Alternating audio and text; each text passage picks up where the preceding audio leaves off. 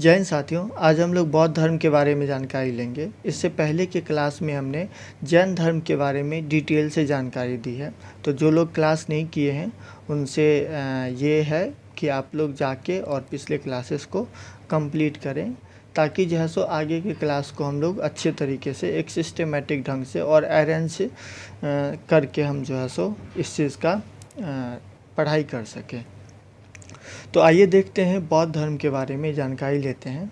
बौद्ध धर्म का जो प्रारंभ हुआ था ये महात्मा बुद्ध ने किया था। बौद्ध धर्म का प्रारंभ किसने किया था? तो महात्मा बुद्ध ने किया था और इनके बचपन का नाम सिद्धार्थ था। महात्मा बुद्ध जब ये बौद्ध धर्म के बारे में जानकारी दिए या फिर इसका जो प्रारंभ किए, तो क्यों ना हम सबसे पहले महात्मा बुद्ध के जीवनी के बारे में जानकारी ले लेते हैं कि इनके पिताजी का नाम क्या था, पारिवारिक जीवन के बारे में, और उसके बाद फिर जो है सो हम लोग सारी डिटेल्स जो है सो बौद्ध धर्म के बारे में एकदम डिटेल से जानकारी इकट्ठा करेंगे। तो इनके पिताजी का नाम शुद्धोधन था और इनकी माता का नाम महामाया थे। महामाया क्या हुआ था कि जब ये महात्मा बुद्ध को जो है सो जन्म दिए थे, उसके एक सप्ताह के जो है सो अंदर ही जो है सो इनकी मृत्यु हो गई। इनकी मृत्यु होने के बाद क्या हुआ कि इनका जो है सो शुद्धोधन, जो इनके पिताजी थे, उनका जो है सो शादी इनकी मौसी से हो गई, जिनका नाम जो है सो प्रजापति गौतमी थी। प्रजापति गौतमी ने ही जो है सो महात्मा बुद्ध का पालन पोषण किया। और ये हमारे जो भारत की संस्कृति है, इस संस्कृति में ये चीज़ नॉर्मल सी बात है कि अगर किसी के भी जो पेरेंट्स हैं, मतलब किसी के भी अगर माता का देहांत या फिर कोई किसी के पत्नी का देहांत तो बहुत कम उम्र में हो जाता है, बहुत कम समय में हो जाता है, तो उनकी मौसी के से जो है सो उसका शादी कर दिया जाता है। जैसे ही ठीक उसी प्रकार अगर कोई लड़की है, उसके पति का जो है सो अगर देहांत हो जाता है, तो उसके पति के जो छोटे भाई हैं उससे जो है सो उसका शादी या फिर उनका विवाह कर दिया जाता है, ताकि उनका जो है सो वंश आगे तक चले और कोई दिक्कत ना हो। तो इस वजह से जो है सो इनका जो है सो शुद्धोधन का शादी जो है सो इनकी साली से, जिनका नाम प्रजापति गौतमी था, उनसे हो गया। और महात्मा बुद्ध का जो पालन पोषण था वो जो है सो इन्होंने ही। जब इनका जन्म हुआ उसी समय एक ज्योतिष ने इनका हाथ देखा और बताया कि जो है सो ये सिद्धार्थ आगे चल के बहुत बड़ा ज्ञानी बनेगा, और ये इतना ज़्यादा ज्ञानी बनेगा कि ये ज्ञान की तलाश में अपना घर वगैरह सारा चीज़ जो है सो ये राजपाट पूरा छोड़ के और वैराग्य बन जाएगा। वैराग्य बनने के बाद जो है सो इसे ज्ञान की प्राप्ति होगी और ये अपने ज्ञान से पूरी दुनिया को या फिर पूरे विश्व को ज्ञान से प्रकाशित करेगा। अब ये चीज़ जब उनके पिताजी को पता चला या फिर उनके पिताजी जो है सो शुद्धोधन सुने, तो ये बहुत ज़्यादा सैड हो गए। सैड इसलिए हो गए क्योंकि ये राजा थे और ये राजा होने के कारण जो है सो ये सोच रहे थे कि मेरा जो उत्तराधिकारी बनेगा वो मेरा सुपुत्र बने। और जब ये इनका सुपुत्र अगर वैराग्य उत्पन्न कर लेगा या फिर ये घर बार छोड़ के चला जाएगा, तो फिर इनका उत्तराधिकारी कौन बनेगा। तो इसलिए ये जो है सो बहुत ज़्यादा उदास हो गए। बहुत ज़्यादा सैड होने के बाद क्या किए कि ये जो है सो अपने यानी कि महात्मा बुद्ध को घर से बाहर जाने ही नहीं दिए, यानी कि उनको जो है सो चार दीवारी के अंदर रखा गया और इन्हें जो है सो बाहर की दुनिया से अपरिचित रखा गया, ताकि जो है सो इन्हें ये जो है सो बाहर की दुनिया से या फिर बाहर के लोगों से मिलेंगे ही नहीं, और जब तक नहीं मिलेंगे तो बाहर के बारे में जानकारी नहीं होगा, तो ये जो है सो वैराग्य नहीं बनेंगे और जो है सो घर वगैरह छोड़ के गृह त्याग नहीं करेंगे। तो इसके लिए जो है सो क्या हो गया कि इनकी कम उम्र में ही उस समय की जो सबसे बहुत सुंदर जो लड़की थी या फिर औरत थी, उनसे जो है सो इनका शादी हो गया। तो इनके पत्नी का नाम यशोधरा थी और ये जो है सो 16 वर्ष की उम्र में जो है सो शादी कर लिए थे। कितने वर्ष की उम्र में? तो 16 वर्ष की उम्र में। और समझ रहे हो इस चीज़ को कि अगर किसी को डिस्ट्रैक्ट करना है, किसी भी इंसान को अगर उसके लक्ष्य की ओर से डिस्ट्रैक्ट करना है, तो उसका कुछ मत करो, उसका जो है सो शादी ब्याह कर दो, ताकि वो जो है सो अपने लक्ष्य की ओर अग्रसर ही ना हो। तो आप लोग भी इस चीज़ से बच के रहें, ताकि आप अपने जीवन की सफलताओं को बहुत आसानी से और बहुत कम समय में सफल हो जाएं। क्योंकि अभी के समय क्या हो जाता है कि बहुत सारे ऐसे बच्चे हैं जो मेहनत तो कर रहे हैं, बट मेहनत करने के साथ साथ वो डिस्ट्रैक्ट बहुत ज़्यादा हो रहे हैं। तो आप लोग इतिहास इसलिए नहीं पढ़ें कि इतिहास के बारे में जानकारी लें, और इतिहास से का जानकारी लेके जो है सो आप किसी भी एग्ज़ाम को क्वालिफाई कर लें। आप लोग इतिहास इसलिए पढ़ें क्योंकि इतिहास में जो घटनाएं हुई है, उस घटना को आप अपने जीवन में, अगर आपके साथ कभी ऐसा हो, तो उस घटना को फिर दोबारा आप जो है सो रिपीट ना कर पाएँ, इसलिए इतिहास पढ़ाया जाता है। ना कि इसलिए इतिहास पढ़ाया जाता है कि आप जो है सो किसी भी एग्ज़ाम को क्वालिफाई कर लें। कई बार ऐसा क्या होता है, बहुत सारे ऐसे लोगों के बारे में मतलब लोगों को हमने देखा है कि लोग क्या करते हैं कि इतिहास के कोई भी एक घटना को लेके और एक दूसरे में वाद विवाद कर लेते हैं, और वाद विवाद इतना ज़्यादा कर लेते हैं कि बहुत कुछ हो जाता है।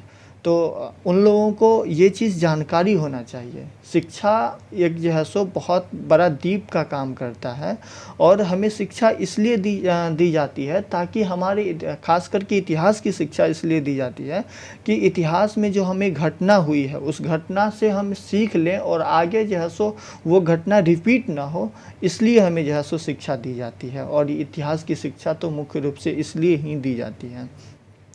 तो आप लोग देख रहे हैं कि अगर इनके जो है सो इनका जो लक्ष्य था उससे डिस्ट्रैक्ट होने के लिए, और या फिर जो है सो वो अपने लक्ष्य की ओर सोच भी ना पाए, इसलिए जो है सो उन्हें जो है सो पारिवारिक जीवन में लपेटने की कोशिश की गई।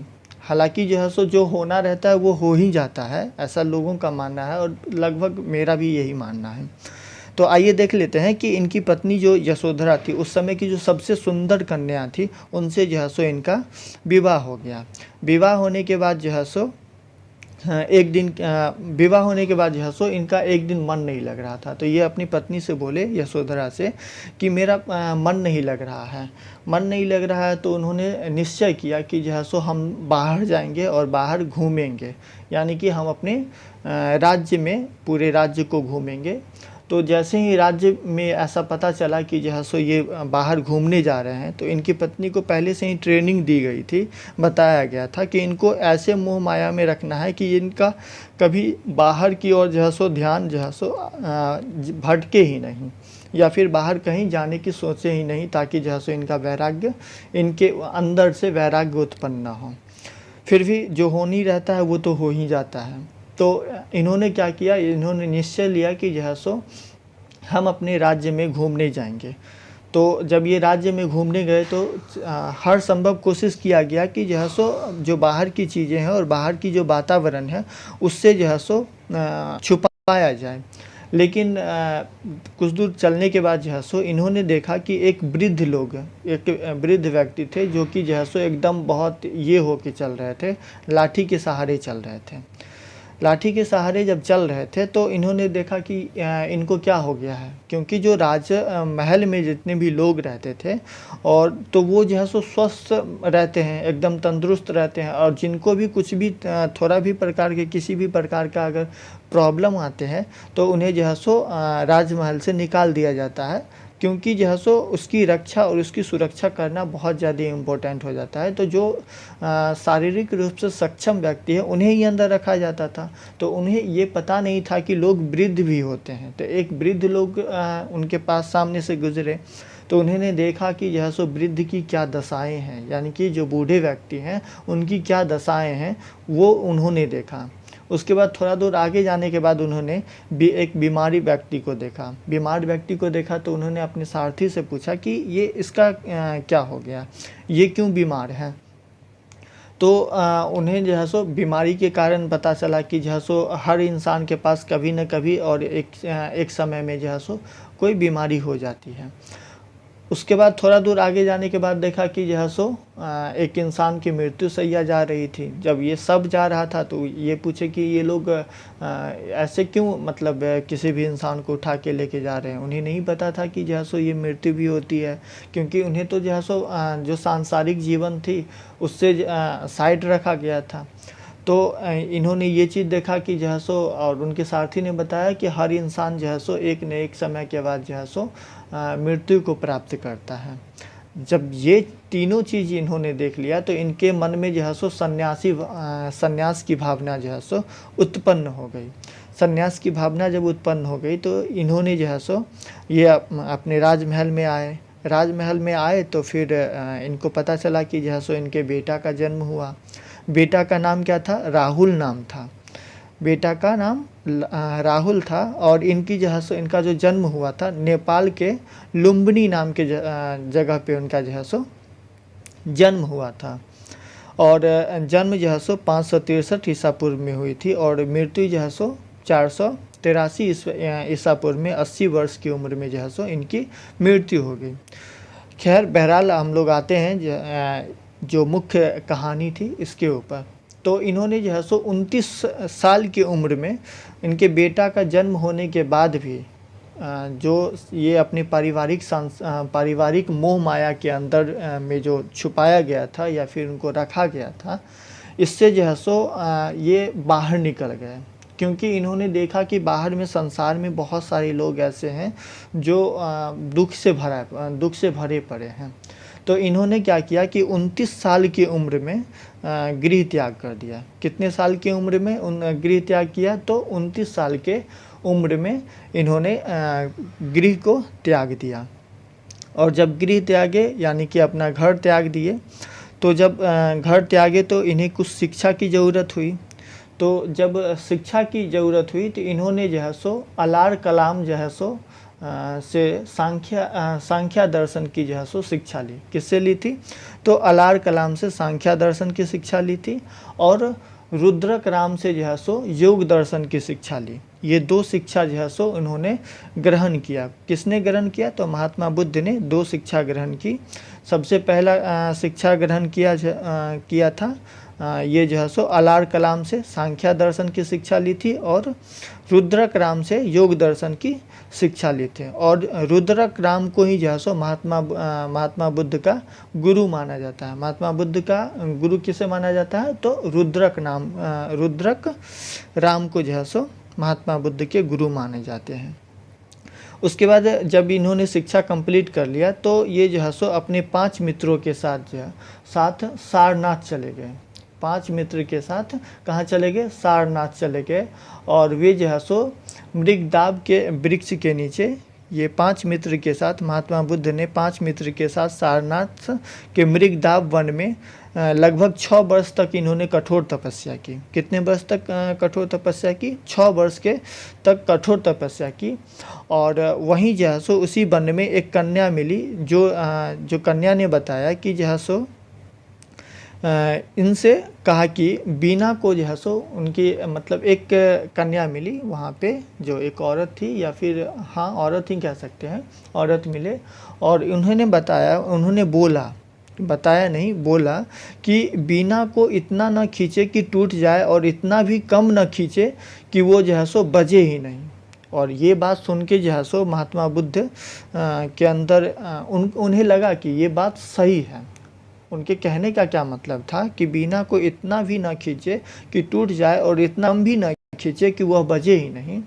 इसका तात्पर्य ये होता है कि यह सो तपस्या में इतना भी कठोर तपस्या ना करे। तपस्या का एक अलग रास्ता भी होता है। केवल कठोर व्रत रख लेने से जो है सो या फिर कहीं पहाड़ के ऊपर चले जाने से या किसी नदी के किनारे आ जाने से जो है सो ज्ञान की प्राप्ति नहीं होती है। तपस्या का एक अलग रास्ता भी होता है।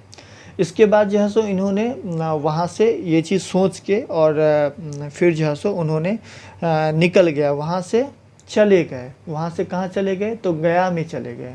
गया में कहाँ गए? तो बोध गया में जो है सो ये चले आए और बोध गया में जो है सो इन्हें ज्ञान की प्राप्ति हुई। बोध गया में महात्मा बुद्ध को ज्ञान की प्राप्ति हुई। गया एक जिला है, उस जिले के एक छोटे से भाग है बोध गया, जहाँ इन्हें ज्ञान की प्राप्ति हुई। ज्ञान की प्राप्ति कब हुई? तो पूर्णिमा को ज्ञान की प्राप्ति हुई, जिसे जो है सो बुद्ध पूर्णिमा के नाम से जाना जाता है। और कौन से महीना में, तो बैसाख के महीना में जो है सो इन्हें ज्ञान की प्राप्ति हुई। और बैसाख एक ये हिंदी माह के अंतर्गत आता है बैसाख, लेकिन अगर इसको अंग्रेजी में देखें तो अप्रैल और मई के बीच का जो समय होता है वे जो है सो बैसाख का समय आता है। और कौन सी नदी के किनारे इनको जो है सो ज्ञान की प्राप्ति हुई, तो फल्गु नदी के किनारे, जिसे निरंजना नदी कहते हैं।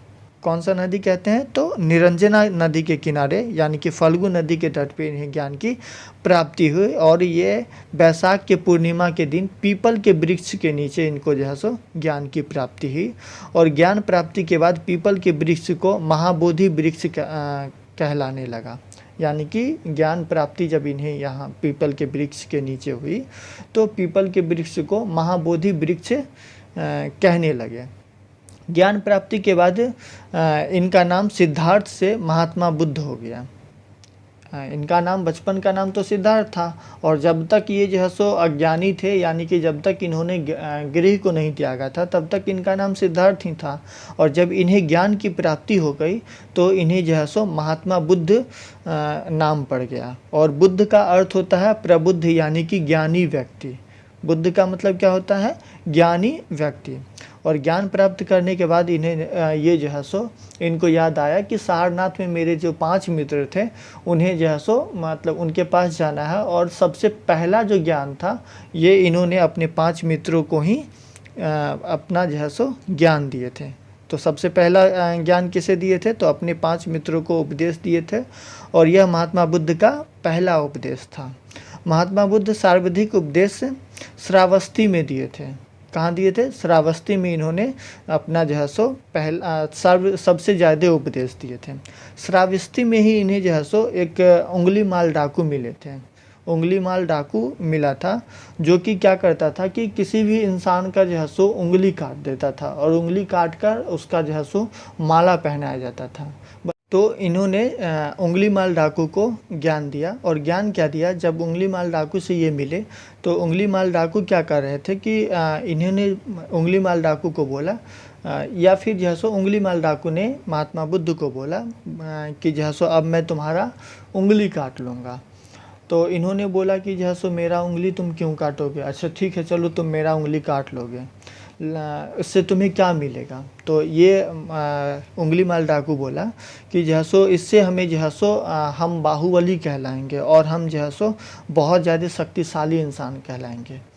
तो महात्मा बुद्ध बोले कि तुम जो है सो अगर मेरा उंगली काट रहे हो या फिर लोगों का जो उंगली काट के और ये तुम माला पहन रहे हो, इससे तुम बाहुबली नहीं कह रहे हो। इससे अगर दूसरी तरफ से देखा जाए, दूसरे सेंस से अगर देखा जाए तो तुम खुद ही जो है सो खुद से जो है सो डर रहे हो। तुम लोगों से डर रहे हो। पहले तुम क्या करते थे, जब तुम डाकू नहीं थे तो तुम जो है सो दिन में निकलते थे और कहीं भी तुम जा सकते थे। लेकिन जैसे जैसे तुम्हारा ये क्राइम बढ़ रहा है वैसे वैसे तुम जो है सो लोगों से डर रहे हो। तुम रात के अंधेरे में मिल रहे हो, तुम किसी के सामने डायरेक्ट नहीं जा सकते हो। तुम्हारे जितने तुम लोगों को मार रहे हो वो लोग तुम्हारे दुश्मन बन रहे हैं। पहले तुम्हारा कोई दुश्मन नहीं था, अब तुम्हारे बहुत सारे दुश्मन बन रहे हैं। अब तुम अगर अकेले किसी से मिलोगे या फिर कहीं अगर मिलोगे तो वह तुम्हारा डर रहेगा तुम कि हमें कोई मार न दे। तुम बाहुबली नहीं बन रहे हो, जबकि बल्कि जो है सो तुम और ज़्यादा कमज़ोर हो रहे हो। इतना ही बात सुनने के बाद जो है सो ये जो है सो महात्मा बुद्ध को बोले कि महाराज आप हमें अपने शरण में ले ले और आप हमें ज्ञान दे। तो ज्ञान की तो प्राप्ति तो इन्हें हो ही गई, लेकिन फिर भी जो है सो इन्होंने कुछ उपदेश दिया। उसके बाद बोला कि चलो ठीक है तुम भी जो है सो मेरे साथ ज्ञान की प्राप्ति के लिए ज्ञान को बांटने के लिए चलो। तो इन्होंने सबसे पहले बोला उंगली माल डाकू को कि तुम जाओ जिसके जिसके घर पे जिसका जिसका तुम उंगली काटे थे सबसे पहले तुम उसके यहाँ जो है सो भिक्षा लो और उसके बाद तब तुम मेरे पास आओ। तो ये छोटी सी कहानी थी उंगली माल डाकू की, और जिस कहानी के माध्यम से जो है सो भगवान बुद्ध या फिर महात्मा बुद्ध जो है सो उंगली माल डाकू को शिक्षा दिए थे। इनके जो सबसे प्रिय शिष्य थे आनंद थे। आनंद इनके सबसे प्रिय शिष्य थे। और उपाली भी थे। कौन थे? उपाली और आनंद दोनों जो है सो इनके प्रिय शिष्य थे। महात्मा बुद्ध ने 4 सत्य कथन कहे थे। महात्मा बुद्ध कितने सत्य कथन कहे थे? तो 4 सत्य कथन कहे थे। और इन्होंने जो है सो बताया कि संसार दुखों से भरा हुआ है। संसार क्या है? दुखों से भरा हुआ है। और सारे दुख का कारण, दुख का कोई न कोई कारण है। क्या है? संसार दुखों से भरा हुआ है और हर दुख का कोई न कोई कारण है। सभी दुख का सबसे बड़ा कारण इच्छा को माना है। उन्होंने क्या बताया कि सबसे दुख का सबसे बड़ा, सभी दुखों का सबसे बड़ा जो कारण है वो क्या है? इच्छा है। और इच्छा पे नियंत्रण पाया जा सकता है। जैसे हर कोई की इच्छा होती है कुछ बनना, किसी का कुछ बनना होता है, तो वो अपनी इच्छा के कारण क्या होता है कि जो है सो कोई ना कोई जो है सो उपाय खोजता है और उसका जो है सो उसको प्राप्त करने के लिए जो है सो वो मेहनत करता है यानी कि दुख में रहता है। तो सारे दुखों का कारण जो है सो क्या बताया? इच्छा को बताया। और इच्छा पे जो है सो नियंत्रण पाया जा सकता है। तो ये थी उनके जो है सो महात्मा बुद्ध के 4 सत्य कथन। तो आज की क्लासेस में हम लोग इतना ही तक कंप्लीट करते हैं, फिर आगे के क्लास को नेक्स्ट डे हम लोग कवर करेंगे। आज के लिए इतना ही, मिलते हैं अगले क्लासेस में, तब तक के लिए जय हिंद।